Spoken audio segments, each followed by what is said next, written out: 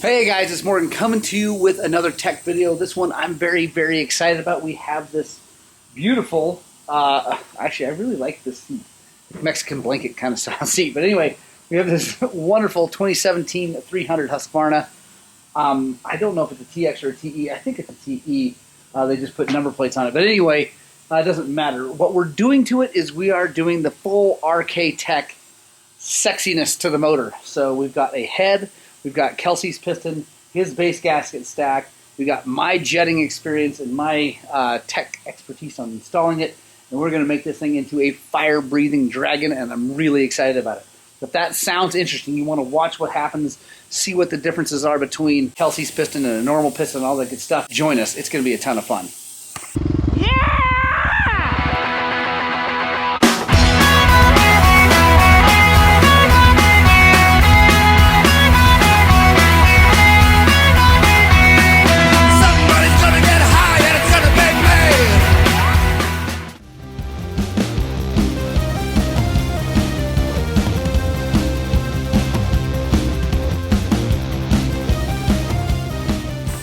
Alright guys, we got everything out of the way. We're all ready to rock and roll. The bike was pretty clean when he came in, but there's definitely some dirt in here. So I'm going to get my air hose and blow all the big chunks out of here. Alright, now we're ready to rock and roll. I've done a fair number of videos on rebuilding the top ends on these things as far as the details of top end removal and replacement. So I'm not going to go super deep into that. Well, really what this video is about is showing the differences between Kelsey's gear and stock gear, and it's good because this is bone stock. I don't think this top end's ever been off. So we'll start with the head, and with the cylinder and the piston. We'll put them over here on the bench, take a look at those. Then we'll go get Kelsey's stuff, put it next to it, take a good look at it all, and show you really what the differences are, and talk about what they actually do to increase power and performance. Okay, guys, we've got all the top end off, and the crank is in really good shape, as it should be. It's super low hours. I'm super happy about that. So now we're going to take a look at the piston and head, the stock piston and head, and I'll go grab Kelsey's stuff and we'll take a look at that next to each other. Alright guys, there we are. There is the RK Tek setup and the stock setup. So let's take a look at what the actual differences are. So let's start with the head because that's the easiest thing to show. So this is the stock head. Obviously it's all one piece. Got water jacket passages through here. It's a nice smooth finish and a relatively unaggressive dome shape. It's pretty dished in this way. There's a fair amount of deck differences. The deck difference between here and the squish band is quite noticeable. It's pretty big. So that's stock. Then we have the beautiful RK Tek head from Kelsey. Obviously it's shiny and billet and that's all cool, whatever, but I don't really care about that. What I care about is this part. So first of all, you'll notice the difference between the deck and the squish band is very minimal. Now, this is a super high compression dome because we're also using Kelsey's base gasket stack on this to raise the port heights, which we'll talk about here in just a second. Normally, they aren't this high compression. If you ran that much compression on a cylinder with just a normal base gasket, you would absolutely have to run race gas. You might be even in danger of hitting the piston on the head. But we're running two base gaskets, so it's going to raise it up and make it no problem. But even still, it's quite a bit higher compression. Also, the clear difference in looks is it's got this fluting on here that helps to atomize the fuel and burn more efficiently. Then if you look side by side with this, you can see this dome shape and squish band are completely different looking. This is a much more aggressive, much more efficient setup here than this. So this thing burns way better, which is why you have to end up putting much bigger jets in the carburetor to make it run right. So there's that. Then something that people don't really talk about too much is the fact that with this big head, like, I don't know, cover, whatever, the outside part being, first of all, it's big, so it's got a ton of water movement through it. Then also, you can see he's fluted the outside of the compression or the combustion chamber.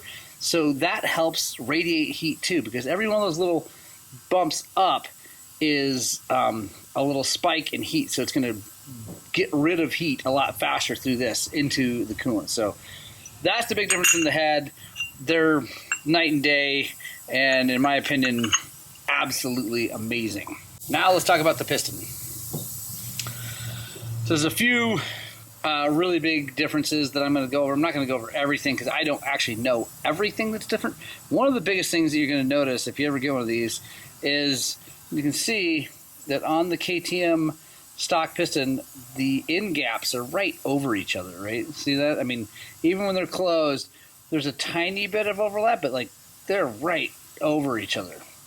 All right, so we can see here, guys, on Kelsey's, we've got an end gap here and then an end gap here.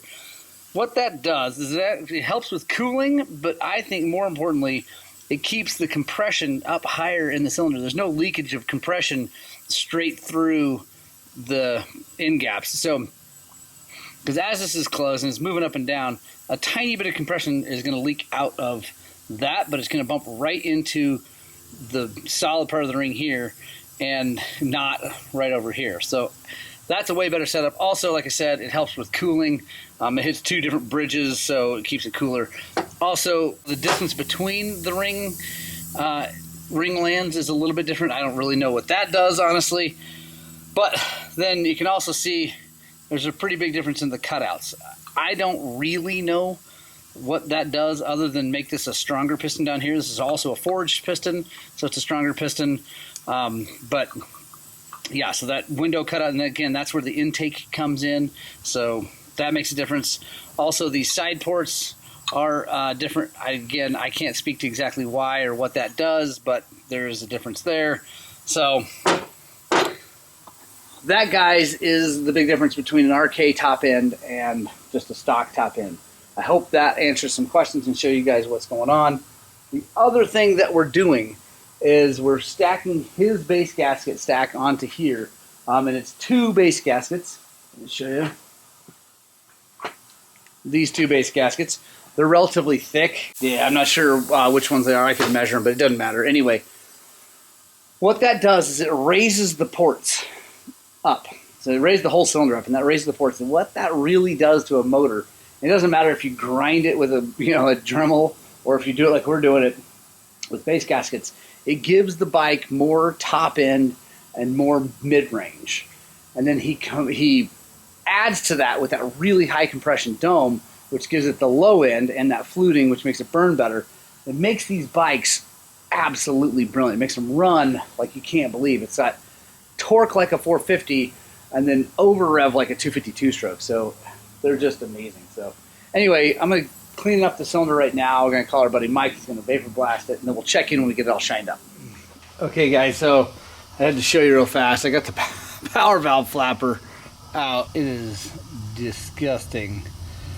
So right here, guys, this is the reason every now and then you got to twist the throttle on your two-stroke and get it.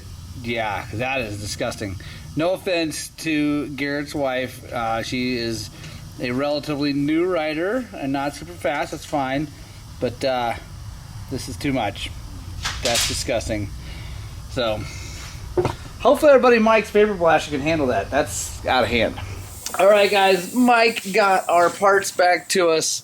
We got the shiny cylinder all prettied up. Power valve.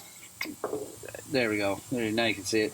It's all shiny and happy in there. Everything's moving like it's supposed to. So we also added Bulletproof Designs flange protector, I guess I'll call it. These things are nice. I like these things a lot because if you hit your pipe just right and it tries to bend, it sometimes since the pipe goes into the cylinder, they'll pull and try to bust this flange. And if you break that flange, your day's over. And then you're also doing a top end because you got to take the cylinder out and all the things. So anyway, now we're ready to rock and roll. We're ready to put this over here on this. We got Kelsey's base gasket stack. We got two pretty thick gaskets. I forget, like I said, I don't know what thickness they are. I'm sure you can call Kelsey and find out. But yeah, we got 2 stacked there. What that's going to do is raise that cylinder up, which is going to change the port timing. That's really what we're doing with that. We're trying to change port timing, not anything else.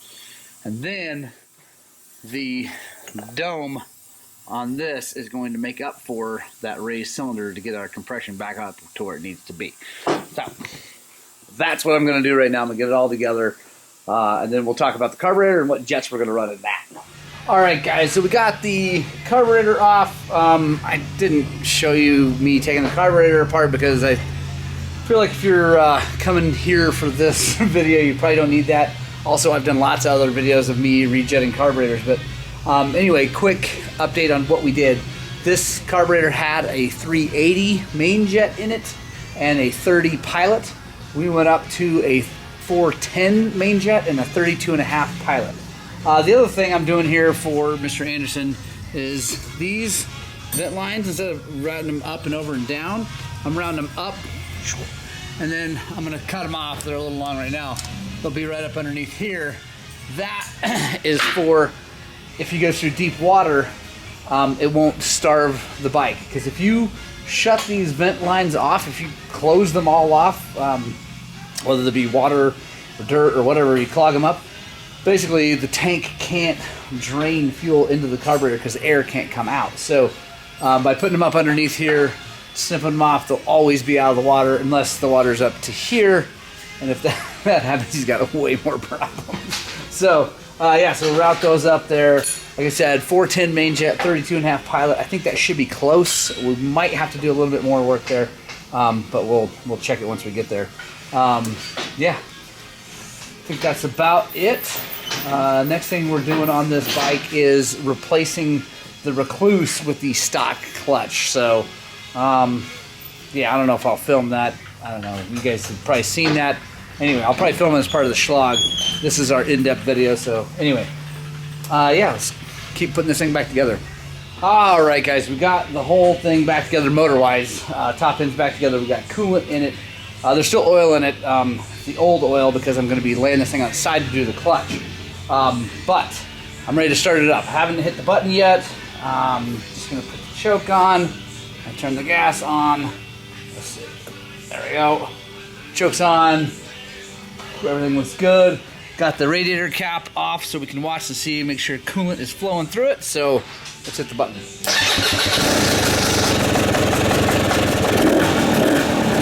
Always a good sign. Oh.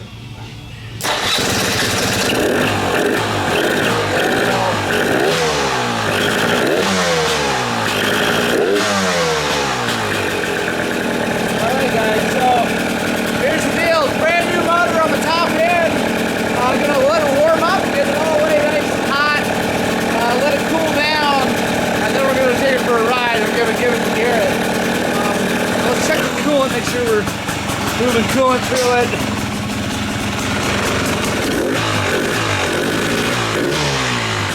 So it's actually going to take a little bit because this has a thermostat. Since it is a TE, not a TX. It's got a thermostat. I probably have to add a little bit of coolant in there anyway. But that's going to be the end of this video, just talking about what we did. And actually, I have to correct my jetting that I told you. I got a hold of Kelsey at RK Tek. I actually ended up putting a 450 main jet in it, and then still the 32.5 pilot. We're running a JD needle. It's a red needle in the number 2 position right now. That's going to drive Kelsey nuts because he likes the stock needles better. I don't, but you know, whatever. We can get over that. We can always try a stock needle later. But this is going to be a good one, guys. You need to make sure you subscribe to the channel because Garrett and I are going to go out together. My bike is built exactly the same way in the motor, exactly the same. His has the Mikuni, mine has the 36mm Kian and a different pipe. His has a stock pipe. It's actually an SRT pipe, but it's stock shape. So yeah, this should be actually really cool to get a test, and we'll go out together, ride, trade bikes, and talk about that. So anyway, guys, I hope you guys liked this video. If you did, make sure you hit the subscribe, give us a thumbs up, tell your friends about us. We're doing all kinds of cool stuff here at High on Cycles.